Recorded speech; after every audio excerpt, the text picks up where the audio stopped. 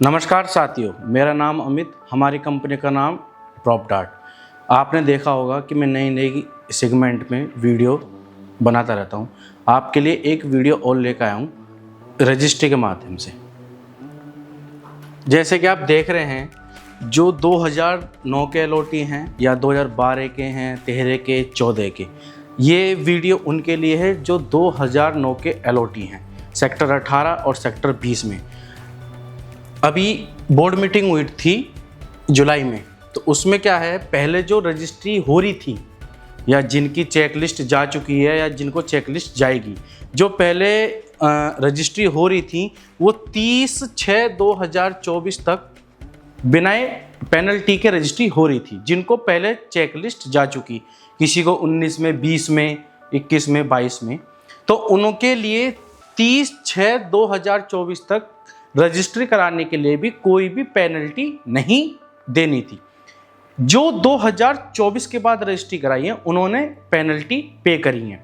1% penalty पे करी है, 2% पे। अब तक जो उन्होंने पेनल्टी पे करी थी वो पहले उन्होंने 1% पे करी है, फिर उन्होंने 2% पे करी है। 2024 के बाद में जिन्होंने रजिस्ट्री कराई है, एलओटी हो या रीसेल में लिया हुआ प्लॉट हो। अब जो बोर्ड मीटिंग हुई थी 90 वाली जुलाई में, अब उसमें ये लाया गया है कि जो अब रजिस्ट्री करा रहा है जून 2026 के बाद, अब जो रजिस्ट्री करा रहा है अब वो 3% की पेनल्टी पे करेगा।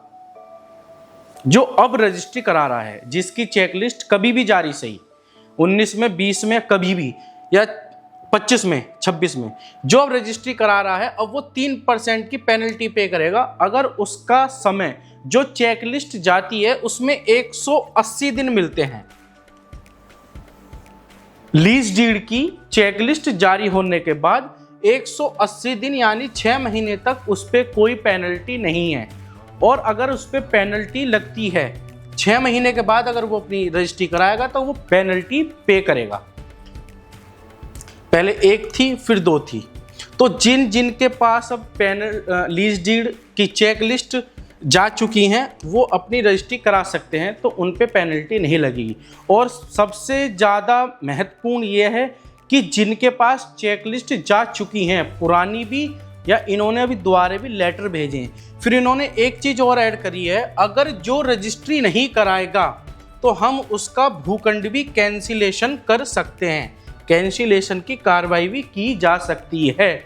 जो चेकलिस्ट जारी होने के बाद भी कोई एक्शन नहीं ले रहा है। बहुत से सोचते हैं कि चलो हमारी चेकलिस्ट आ गई है, भाई बहुत का तो ये होता है कि हमारे पास अभी बजट नहीं है, क्योंकि रजिस्ट्री जो एलओटी है उसके भी कम से कम 4 से 5 लाख रुपए लग जाते हैं, और जो रीसेल में रजिस्ट्री करा रहा है उसके भी कम से कम 10 से 11 लाख रुपए लग जाते हैं। तो आदमी सोचता है यार कोई नहीं, हम पेनल्टी पे कर लेंगे। लेकिन उसमें भी अब अथॉरिटी ने ये करा है कि अब अगर वो तथा प्राधिकरण द्वारा भूखंड कैंसिलेशन करे, अगर वो अब नहीं कराता है तो एकदम कैंसिलेशन नहीं होगा।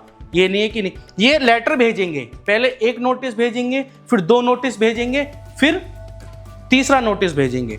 तो इसीलिए मैं उनको कहना चाह रहा हूं जिनकी चेकलिस्ट, अभी इन्होंने क्या था, बोर्ड मीटिंग जो हुई थी, 2000 चेकलिस्ट तो गई है आपके रेजिडेंशियल प्लॉट की, और 2000 चेकलिस्ट आपकी गई है इंडस्ट्रियल प्लॉट की। तो टोटल अब तक 4000 चेकलिस्ट ऐसी हैं जो प्राधिकरण के माध्यम से बाई पोस्ट के द्वारा एलओटी के पास ये चेकलिस्ट पहुंच चुकी हैं, लेकिन वो फिर भी रजिस्ट्री नहीं करा रहे हैं। तो मैं आपसे यही कहूँगा, जिनके पास चेकलिस्ट पहुंच चुकी है वो अपनी जल्दी से जल्दी रजिस्ट्री कराएं।